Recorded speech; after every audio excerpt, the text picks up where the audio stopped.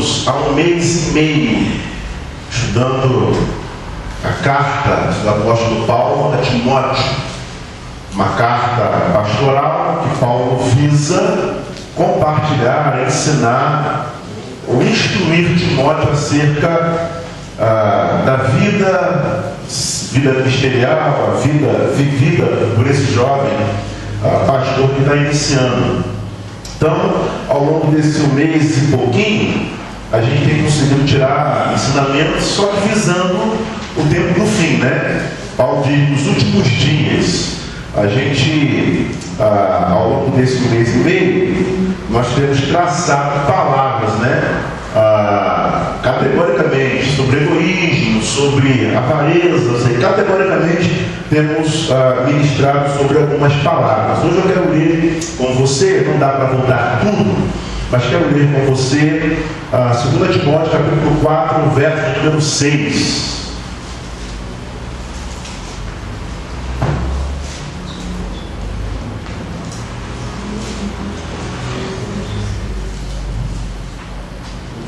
Algum irmão, não lembro quem, depois se foi você, porque muita gente me pediu o esboço, né? É muita informação, então, mas a gente tenta passar por e-mail aí e ajudar vocês aí na dinâmica da vida. 2 Timóteo, capítulo 4, a partir do verso número 6, diz assim: eu já estou sendo derramado como uma oferta de bebida. Está próximo o tempo da minha partida. Combati o bom combate, terminei a carreira, guardei a fé. Agora me está reservada a coroa da justiça, que o Senhor, justo juiz, me dará naquele dia, e não somente a mim, mas também a todos que amam a sua vida. Leia novamente, diz assim: eu já estou sendo derramado como uma oferta de bebida. Está próximo o tempo da minha partida. Combati o bom combate, terminei a corrida, guardei a fé. Agora me está reservada a coroa da justiça, que o Senhor, justo juiz, me dará naquele dia, e não somente a mim, mas também a todos que amam a sua vida. Vamos estudar então um pouco a palavra do Senhor. Que Deus nos abençoe.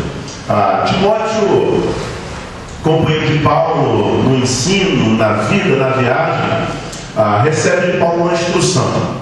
E Paulo está dizendo para Timóteo: Timóteo, eu vou morrer. A minha vida já está sendo, estou no final da minha vida, estou no epílogo da vida, no final, mas antes de morrer, Timóteo, eu quero ensinar algumas questões para você. E ele traça para Timóteo a biografia do homem no seu contexto.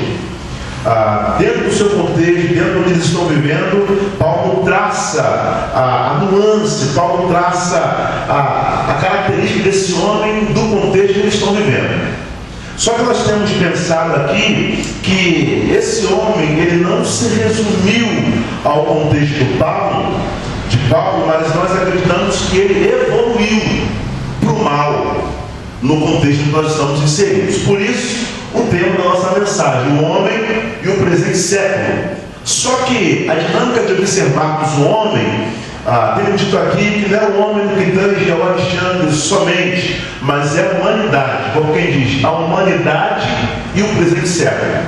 A gente olha para a humanidade, temos dito aqui, a gente não consegue perceber nele uma centelha de Deus.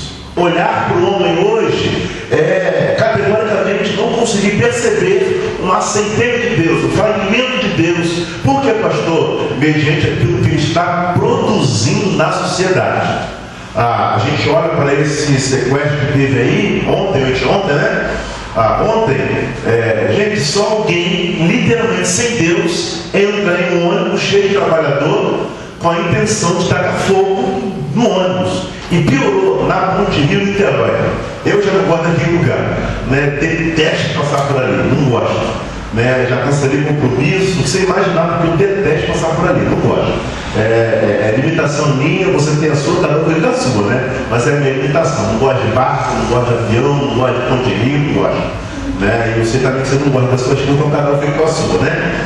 Mas só alguém sem Deus categoricamente entra, independente da arma de brinquedo, mas só alguém sem Deus entra em um ônibus com intuito ou não de tacar fogo, com faca, com arma. Só alguém sem Deus que acorda pela manhã, entra no ônibus de trabalhador com intuito ruim. Então é exatamente essa desconfiguração humana que nós temos estudado. Alguém, irmão, que produz uma questão dessa é alguém que não tem centelha de Deus no coração. Pastor, mas ele era preocupado mental. Não interessa, qualquer coisa que a gente tente inserir nesse bojo para justificar é injustificável. Por quê? Justamente por essa desconfiguração que nós estamos enfrentando. E eu tenho dito aqui, essa desconfiguração pode atingir qualquer um de nós. Não é só aquele irmão que entrou lá, não. Aquele irmão produziu um fim. Nós também, sem Deus, podemos produzir outros fins.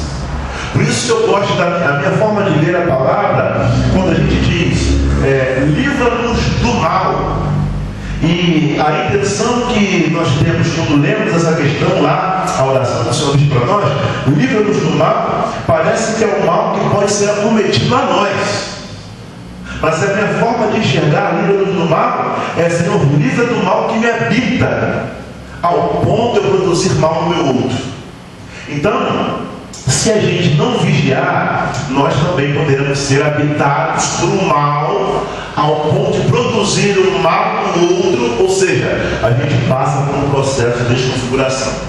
Pastor, então nesses últimos dias, como é que a gente fica em Deus? Irmão, não tem jeito. É oração e palavra, não tem jeito. É vida com Deus, é se apegar em Deus, é estar totalmente conectado em Deus. Porque se assim não for, a gente também pode ser habitado pelo diabo nesses últimos dias. E de fato o diabo tem habitado o coração de muita gente. Pastor, mas não é possível que o diabo cai na conta dele. Vai cair na vida de quem? Ele só entra onde tem brecha, e a brecha é dada, ele entra e faz essa festa dele que a gente está vendo por aí. Então Paulo, ele traça a biografia desse homem que vai de mal a pior. E ao mesmo tempo ele diz para Timóteo, olha, eu tenho algumas recomendações para fazer para você. Aí no 10 ele vai dizer, é o nosso assunto a partir de agora. Então Paulo, ele traça a biografia desse homem, né, do verso 1, do 3 até exatamente ao 5, versículo 5, ou melhor, até o verso 9, ainda no capítulo 3, mas do 10 em diante, ele faz algumas recomendações a Timóteo. Lembrando sempre que Timóteo é um jovem pastor, é um jovem que está começando, né, a sua caminhada cristã, e no seu contexto ele tem dois exemplos. Ele olha para Paulo, você tem seguido a minha conduta, né? Paulo chama a resposta para ele, Timóteo, você tem seguido a minha conduta, falando sobre isso. E ao mesmo tempo Timóteo olha para uma sociedade totalmente contaminada pelo mal, cabe Timóteo escolher um bom exemplo. Ele vai dizer o seguinte, olha, mas você tem seguido de perto o meu ensino, falamos sobre isso na semana passada, a minha conduta, irmão, a importância de termos uma conduta totalmente alicerçada em Deus.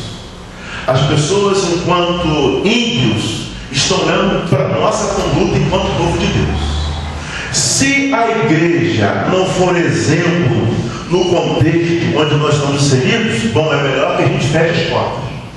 Então, eu acredito aqui, irmão, entenda uma coisa, não é governador, não é presidente, não é prefeito, é a igreja. A igreja precisa ser sal, a igreja precisa ser luz, a igreja precisa ser vida, ter conduta, para que a sociedade glorifique ao Pai mediante as nossas boas obras. É o que a palavra de Deus diz. Então, como é que a sociedade vai enxergar Deus? A sociedade vai enxergar Deus mediante a igreja. Então isso tem a ver com boa conduta. Se não tem boa conduta, nós estamos perdidos. Ela fala sobre propósito e assim sucessivamente. Hoje, Paulo vai dizer para Timóteo, você tem seguido a minha fé. Falamos sobre fé quarta-feira passada, domingo passado, sobre uma outra perspectiva, mas Timóteo segue a fé de Paulo. Que fé é essa? A fé, no grego aí, é pistis, que tem a ver com convicção de que Jesus Cristo é Deus, convicção na verdade. Então, Paulo está dizendo para Timóteo, você tem que seguir a minha convicção. E que convicção é essa, Paulo, Timóteo? A convicção que de fato Jesus Cristo é Deus, e que você anda na verdade, cujo qual a verdade eu ando. Por quê? Porque no mundo de Paulo, no ambiente de Paulo, apareciam muitas verdades, apareciam muitos segmentos, atestando ou contrariando a visão de Paulo, aparecendo muitas comunidades dizendo, caindo por terra sobre o projeto de Paulo, que Jesus era Deus, ou seja, muitas outras verdades apareciam, e isso fazia com que a crença em Jesus fosse o quê? Envelhecendo, o tempo da apostasia. Então Timóteo segue a verdade que Jesus Cristo é o Senhor, e Paulo diz, olha, Timóteo, não perca essa referência, não perca o referencial que Jesus Cristo é a verdade, que Jesus Cristo é o teu Senhor. Quando a gente traz para o nosso mundo, para a nossa sociedade, nós estamos vivendo hoje num mundo em que muitas crenças e verdades também são apresentadas de forma categórica. No tempo de Timóteo, outras verdades também estavam sendo apresentadas. Por isso Paulo fala, você está seguindo a minha fé, a minha verdade. Ou seja, Timóteo, não há uma outra verdade, a única verdade é Jesus de Nazaré. Quando a gente salta do tempo e no presente século XXI, outras verdades também nos são apresentadas. Nós vivemos hoje um contexto em que a verdade bíblica, ela tornou-se uma inverdade. A gente diz que conhecereis a verdade vos libertará. É a palavra de Deus. Aí uma outra linha de segmento é o seguinte, olha, vem do jeito que você está. E vem do jeito que você está, você vai amar a Deus do jeito que você está. Aí surgem muitas linhas de religião, que é o seguinte, olha, vem do jeito que você está, ele quer ser do jeito que você está. Aí por isso que a gente vê tanto segmento religioso, tantas igrejas abrindo com visões que não são de Deus, porque a ideia é vir do jeito que você está. Ou seja, ali não tem verdade, porque eu posso vir do jeito que eu estou, mas quando eu chegar até Jesus, que é a verdade, o meu jeito de viver, o meu estilo de vida cairá por terra, porque agora eu estou diante do quê? Da verdade que é Jesus de Nazaré. Então, nós estamos hoje num momento, num contexto em que muitas verdades aparecem e é um desafio ser crente em um mundo pluralizado e multirreligioso. Hoje é difícil você exercer a sua fé em um mundo, em um contexto totalmente pluralizado e multirreligioso. Quantos adolescentes nós conhecemos que quando vai para a faculdade vai de fé? Quando entra num ambiente totalmente contrário, manter a sua fé torna-se um desafio.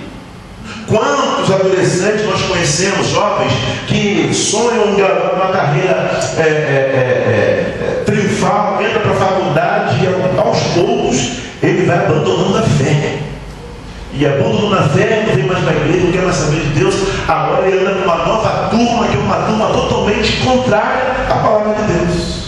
Por quê? Porque ele deparou-se com outras verdades, deparou-se com outros segmentos, deparou-se com outras inverdades que atraem.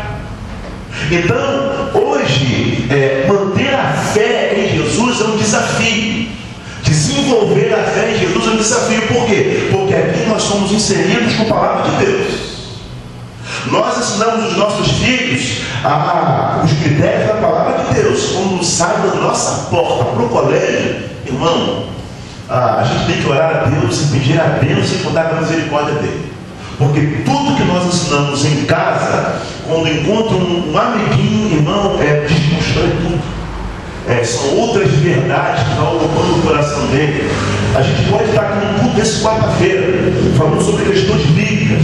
De repente você encontra alguém que trabalha com você, que de repente a visão bíblica dele é totalmente dentro inadequada, se não houver uma firmeza em você, bom, a inverdade dele toma conta do seu coração. E eu já vi muito crente tomar coça da testemunha de Jeová, ao ponto de ficar sem saber se aquilo que a Bíblia diz é verdade e aquilo que uma testemunha de Jeová está falando é verdade. Eu já vi. Morando aqui, eu sempre dei atenção com uma senhorinha, tadinha, ela vinha, tadinho não, né? Tadinho é a palavra muito ruim. Depois eu explico para você o que significa tadinho, né? Está gravado, não posso falar. Mas ela vinha, né, cansada, né? Seus 70 e poucos anos, ela parava na minha porta ali, no meu portão de igreja. Aí me entregava o folheto para testemunho de Jeová, eu ouvia, tão senhorinha, né? Mas ela acreditava tanto naquilo, que qualquer verdade bíblica que eu trouxer para a vida dela, ela não ia acreditar não. Porque ela está convicta naquilo, ela está convicta naqueles que estão separados, né? Ela está convicta naquilo. E eu tentar explicar aquilo para ela, vai dar problema. Mas essa é a questão, é eu tentar passar a verdade bíblica. O problema é ela conseguir influenciar com a inverdade dela. A quantidade de pessoas, eu tenho certeza que você conhece, que era crente, começou a trabalhar, começou a se envolver, dois, irmão, abandonou a igreja. A quantidade de pessoas que eu conheço, que caminhava na igreja, andou com Pedro, né? Hoje está na banda, bandista. Como isso acontece? Porque desvinculou-se a verdades bíblicas por um segmento. Nós respeitamos, cada um tem a sua religião. Acontece que é difícil de entender, de saber como alguém consegue tirar a fé do Cristo e viver um outro tipo de fé que não conjumina com a palavra de Deus. Ou seja, se Paulo está alertando, gente, preste atenção no que eu estou falando. Se Paulo está alertando a Timóteo, para que Timóteo mantenha a fé dele em Cristo, é porque é possível descentralizar o Cristo da nossa vida. Se eu estou dizendo para você, pensa aqui, pastor, está amarrado, nunca que eu perca a minha fé, aquele que está de pé, cuide-se para que não caia. E meu irmão, o tempo que nós estamos vivendo hoje é um tempo totalmente pós-moderno. O tempo que nós estamos vivendo hoje é um tempo totalmente difícil de ser entendido, de ser compreendido. Hoje, ser cristão, estar aqui no culto de quarta-feira, a gente é careta. A pessoa é careta, não é de fé o quê? Por quê? Porque a fé, a priori fé é o inexplicável. Nós fazemos parte de uma geração, de uma sociedade, que tudo tem que ser o quê? Explicado. Então está aqui hoje, sobretudo, revela-se um grande desafio. Então qual o risco que corremos? Bom, o perigo da perda da fé em Jesus e a crença em santos entidades. Se a gente descentralizar a fé em Jesus, nós corremos o risco de perder a fé dele, obviamente, e devotar a nossa fé à santa entidade. Quando alguém está doente e é curado, ele agradece a todo mundo, menos a Jesus. Eu quero agradecer ao santo. As pessoas fazem procissão, as pessoas sobem a escadaria na frente, as pessoas sobem de joelho. Irmão, eu acredito que subir a escadaria de joelho, sobretudo, vai me produzir o quê? Dor. Os meus joelhos vão ficar doloridos, vão ficar feridos. Eu não consigo conceber a ideia de um Deus que quer ver dor no filho dele para cumprir algo que nem ele pediu. Então eu estou adoecido, o Senhor me cura, e quem que recebe a glória? Outro santo que recebe a glória, ou entidade que recebe a glória. Por perder a fé em Jesus, o mundo beira ao ateísmo.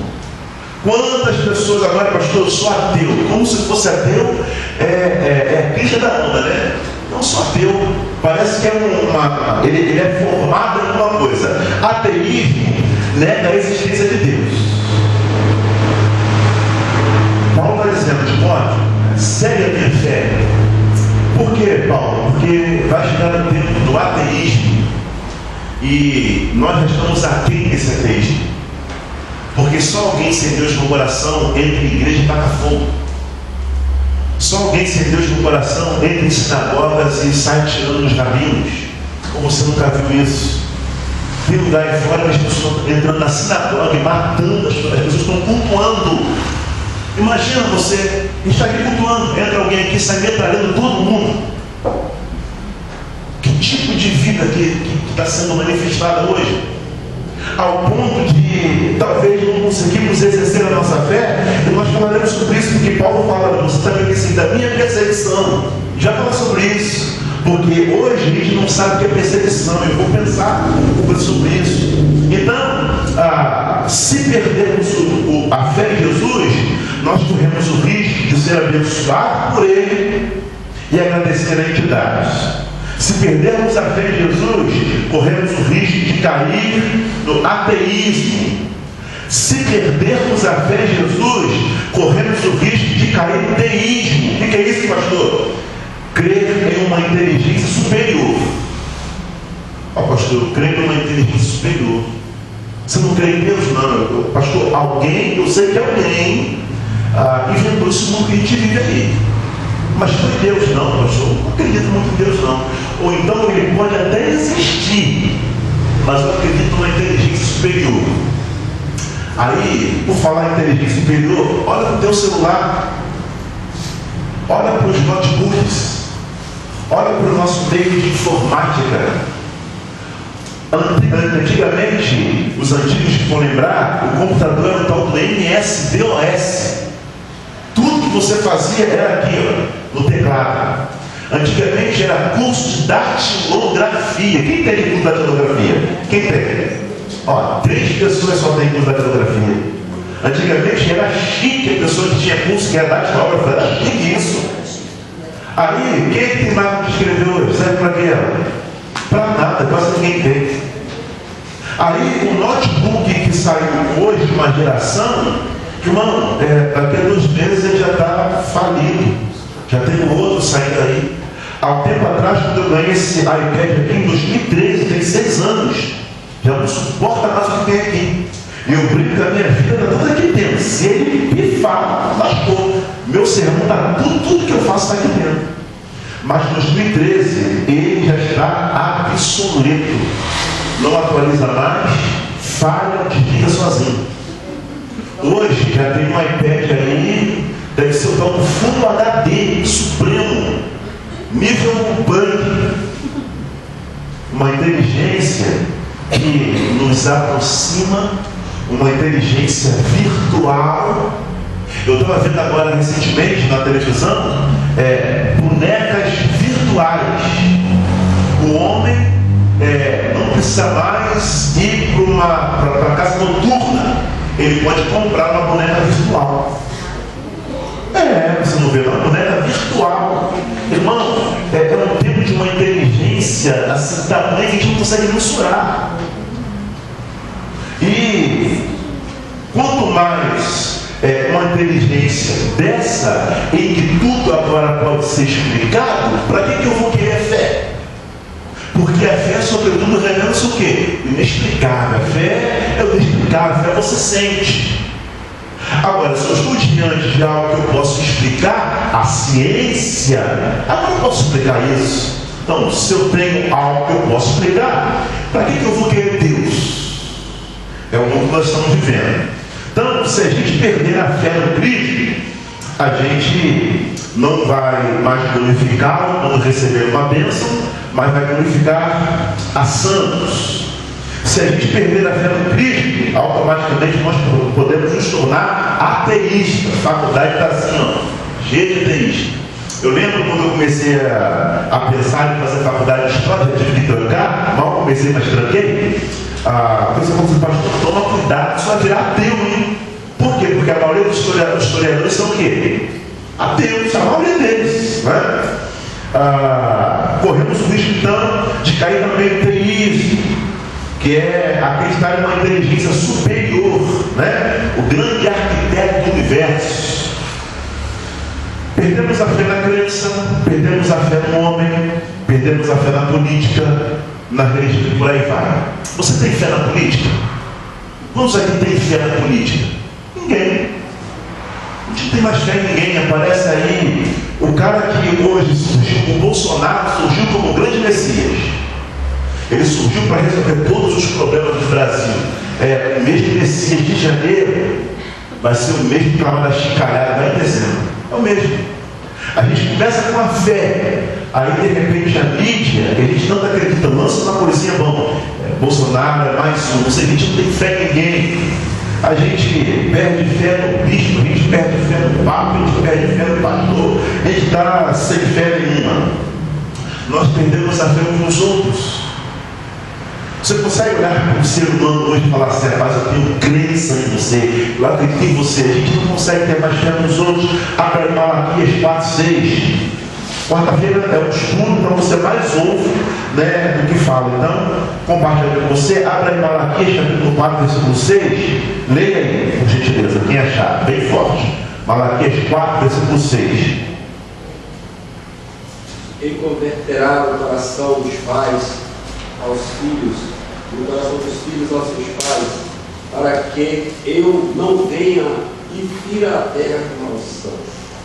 Amém. E converterá pais aos filhos, filhos aos pais. Agora, meu irmão, o que você tem visto na sociedade? Pai matando o quê? Filho. Filho matando o quê? Pai. Mateus 24, é o tempo do fim. Mas qual é a proposta de Deus? É que haja uma conversão uns aos outros. Agora, sem fé não há conversão. Bom, se eu estou vivendo um tempo de ausência de fé, e a palavra de Deus diz que Ele converterá uns aos outros, para que haja conversão, automaticamente precisa ter fé. E nós estamos exatamente no tempo da apostasia. Não há mutualidade. Nós estamos chegando num tempo em que eu olho para o outro, não tenho fé, não tenho amor, não tenho compaixão, não tenho gostar, não tenho nada. E com isso, a gente está vendo aí o pai que lança a filha para fora da janela. Pensa, você quando colocou o seu filho a primeira vez no braço, sua filha, o seu filhotinho no braço, coisa linda, Deus abençoe. E como alguém sem consciência, gente, perde a fé na ser humanidade ao ponto de lançá-lo, ao ponto de cozinhá-lo, ao ponto de lançar no micro-ondas. Como? É perder a fé. E nós estamos nesse tempo. Eu quero que você entenda, eu sou exatamente taxativo para que você entenda. O tempo que nós estamos vivendo é um tempo difícil, não é, gente? É um tempo que você sai na rua, você não consegue olhar para o ser humano e nutrir fé nele. Fé em que sentido, pastor? Crer, crença, que há um amor no coração de uma pessoa dessa. Você olhar para alguém e ver ser humanidade, a humanidade desse humano, a gente não consegue ver. Por quê? Por esse tempo de deturpação, de desconfiguração. Então, se não há conversão, não há fé, não há mutualidade. Agora, porém, nós somos convidados a exercê-la em Deus, sabendo que o mesmo Deus jamais nos frustrar. Como eu tenho dito, se o tempo é de desconfiguração, permaneçamos nós configurados. Nós, enquanto povo de Deus, não podemos sofrer a influência do mundo nos qual nós estamos vivendo. E é muito ruim quando a gente também encontra crente pelo meio do caminho, sem afeto, sem crença pelo outro. Se o mundo está assim, nós não podemos caminhar dessa forma. É muito ruim quando nós estamos em igreja e olho para o outro, não consigo acreditar no outro. Há sempre uma linha de desconfiança do outro. Assim, eu não consigo mais ter fé na igreja. Ou você acha que esse tempo não chegou? Ou você acha que a falta de fé é no mundo? A apostasia é o quê? É a ausência de quê? De fé. É o tempo da falta de fé. Bom, sobretudo, a fé é gerada naquele que crê em Deus. Se eu creio em Deus, automaticamente uma fé é gerada no meu coração. Se eu não tenho mais fé, eu não creio em Deus, eu não creio mais em quem? Na humanidade. Bom, se eu não consigo acreditar em quem eu vejo, conseguir acreditar naquilo que os meus olhos estão vendo. Então esse é o tempo ruim que nós estamos vivendo. Agora, Paulo fala para Timóteo também que a despeito de Timóteo seguir a fé dele, Timóteo, segue a minha paciência. Quantos aqui tem paciência? Diga glória a Deus. Glória a Deus. Quem falou glória a Deus? Tem paciência, André? André, Deus te abençoe, meu filho. Porque olha, eu já revelei aqui que a minha paciência no trânsito é zero. Zero. Mas eu já comecei a exercer paciência aí no fuzilando. Eu levo na guerra assim, ó. Hoje foi o dia. Né? Carro aqui, carro ali. Mas eu coloquei no meu coração que eu não vou pecar. Então passa ali, ó. Dando glória a Deus, dando glória a Deus. Teve um dia que eu dei uma buzinada, o cara acordado, chegava dormindo, eu buzinei, ele tomou um susto, eu abaixei e disse, ô irmão, né? Segui. Mas eu teve paciência, ou longanimidade. Paulo está falando para Timóteo, chegará um tempo que a humanidade não terá paciência no coração. A palavra aí é macrotomia, constância, resistência, tolerância. A gente tolera ninguém. A gente não tolera absolutamente ninguém. Também indica a disposição de sofrer o mal sem revidar. Timóteo, vai chegar um tempo que nós iremos sofrer o mal sem revidar. Você consegue dar face para receber a outra? Consegue? Que desafio ser crente, meu irmão. Que desafio. Está na Bíblia. De suportar circunstâncias difíceis, de tolerar o mal e os homens maldosos por amor a Cristo.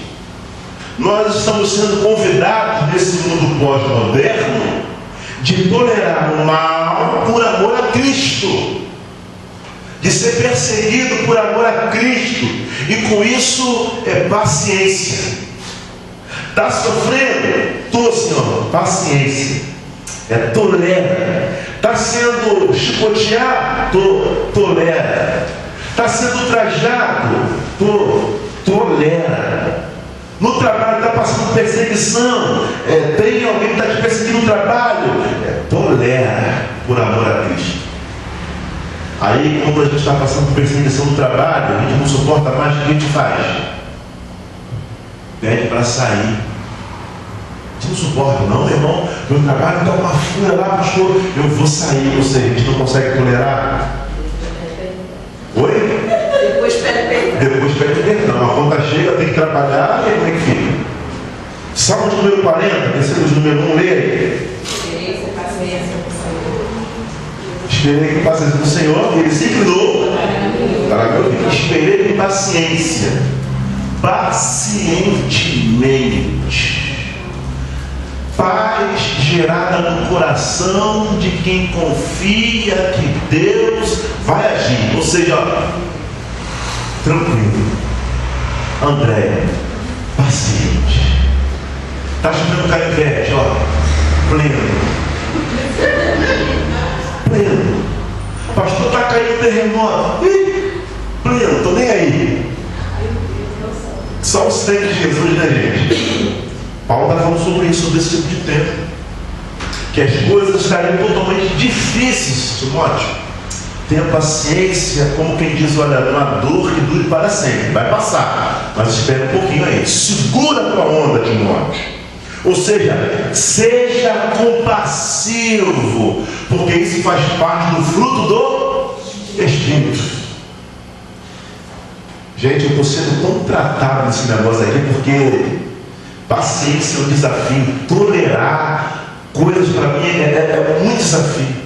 Porque eu falo para a mãe que eu não tenho problema, digamos que a Vivi está aqui. Vivi me fez mal. Eu não tenho problema com o mal que a Vivi me fez.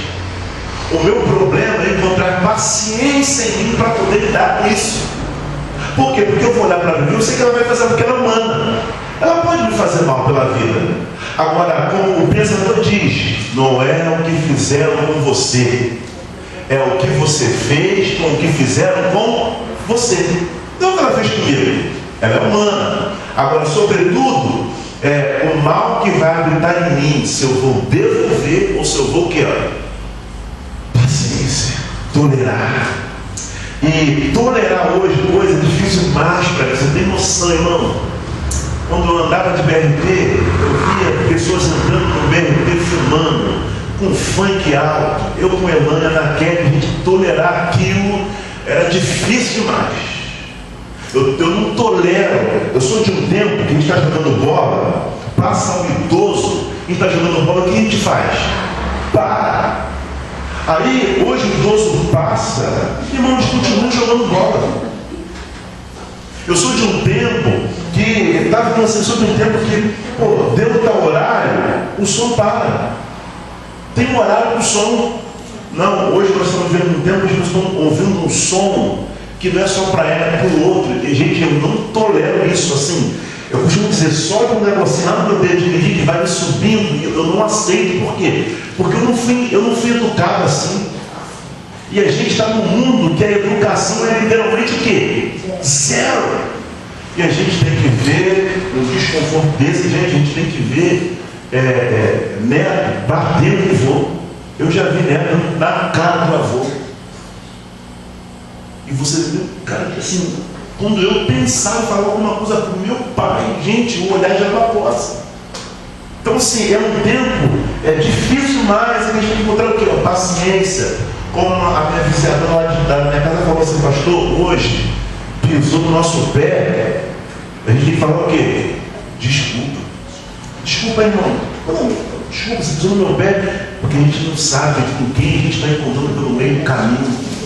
Então a gente recolhe a nossa significância, porque o tempo é extremamente difícil. Segundo, ou terceiro, a despeito de ter paciência, Paulo está dizendo, Timóteo, você tem seguido o meu amor. Está fácil amar a gente hoje? Sim ou não? É fácil amar pessoas hoje? Sim ou não, gente? Responda. Não é fácil amar pessoas. Agora, há um dito diabólico que não é de Deus, hein? E ouço isso aos borbotões da boca de crente. Pastor, eu amo os bichos, mas não amo pessoas. Isso não é de Deus, não. Tem que amar pessoas. Amo os bichos também. Mas as pessoas estão amando os bichos, detestando pessoas. Isso não é de Deus, não. Amar pessoas que amam seus bichinhos também. Prefiro meu cachorro a fulano. Gente, isso não é de Deus. Isso não procede de Deus. Agora, confesso para você que realmente nesse mundo, exercer o amor para o outro é dificultoso. Estou dizendo que é fácil. A palavra para amor aí é ágape, amor fraterno, de irmão, afeição, boa vontade, benevolência, a principal virtude cristã. Amar o outro, independente daquilo que o outro é. Porém, amor hoje, muito falado, mas pouco vivido. Toda canção que você pegar aí, essa raça ruim de sofrência, pronto, falei, tá gravado, pronto, falei, tá aqui, precisava falar. Essa raça ruim de sofrência, que fala tanto de amor, gente, mas é um amor que promove o que no outro? Dor. É um amor que traz dor no coração, a tal da sofrência. O cara está sofrendo por quê? Por amor. O amor, na verdade, é sobretudo, precisa trazer o que? Alegria no coração. Mas produz dor. Então todas as canções hoje falam de amor, mas em nome do amor também sentiram o quê? Vida. Eu sou casado com Elaine. Elaine me separa. Elaine vai construir a vida dela com outro. Em nome desse amor doentio, eu não aceito. Vou lá e faço o quê? Tira a vida dela. É o que a gente vê no noticiário. Homem matou mulher, não sei quantas facadas. Homem deu um tiro na mulher. Eu vi um vídeo hoje extremamente triste. Um cara no centro da cidade, não sei se era aqui, não sei onde. O cara arrastou a mulher no chão e dando facada nela. A faca chegou a amassar, porque bateu no chão. A pessoa, pelo amor de Deus, papai, não isso aí, não sei o que lá. A ônibus passou, aí eu disse, eu falei, gente, em nome de um amor doentio. em nome de um pretenso amor, de um tal amor, que não é amor. Porque o amor, sobretudo, no banquete de Platão, vai dizer que o amor, sobretudo, visa gerar o bem no outro. Amor é gerar o bem no outro. Amor é quietude, amor é exaltação. Amor não é produzir o mal naquele cujo qual nós dizemos que amamos. Amar o próximo como a nós mesmos tornou-se um antagonismo pelo fato de viver numa sociedade que não ama, porque não conhece a Deus. O homem não se ama. Em não se amando, vai amar quem o rodeia? Leia aí Mateus 24, 12. Você se de cor, mas leia aí. Estudando livro a livro, para a gente. Mateus 24, 12. Quer achar? Pode ler. E por se multiplicar a iniquidade, o amor de muitos esfriará. Por se multiplicar a iniquidade, o amor de muitos se esfriará. Não forçando o texto, mas o desejo do meu coração, irmãos, é que eu e você não sejamos inseridos nesse muitos. Porque muitos, sobretudo, revelam o quê? Bastante gente. Bastante gente sofrerá a frieza no coração como estilo de vida. Você conhece o tipo de pessoa que é bem próprio, ou você acha que alguém está morrendo aqui, está morrendo, eu estou aqui, Deus do céu, tu acha que tem amor nisso? O que deveria acontecer? Ô meu irmão, eu ligo a ambulância, eu pego o telefone e ligo para a ambulância, mas a casa está pegando fogo, o cara está morrendo, eu estou aqui, ó. Gente, vamos ser sinceros, isso aqui era montagem. O circo pegando fogo lá na Ponte de Niterói. O pessoal sentado no lugar, cara. O pessoal rindo, passando o zap, tirando. Ou seja, por que não estar de joelhos? Por que não se apegar a alguém ou alguma coisa? Pedir para que, em nome de Jesus, pelo amor de Deus, ou em quem se crê que aquilo terminasse de forma positiva. Está sentado no carro, como disse lá, o trem, o helicóptero bateu lá no modo do Boixá, tem uma mulher lá de fibra tentando tirar, o cara está assim, diz que é o marido dela, né? O cara está assim, ó, tirando selfie. Ou seja, as pessoas estão se afundando e as pessoas tirando foto. Ou seja, gravam momentos ruins, mas não conseguem exercer o amor para com o outro. 1 Coríntios capítulo 13 vai dizer o seguinte, palavra de Paulo. Olha o que Paulo vai dizer. A excelência do amor, né? Paulo usa de uma hipérbole. Diz o seguinte, olha, ainda que eu fale a língua dos anjos, dos homens dos anjos, se não tiver amor, serei como o sino que ressoa ou como o prato que retine. Paulo vai dizer o seguinte, olha, se não houver amor no nosso coração em totalidade, a gente só vai fazer barulho.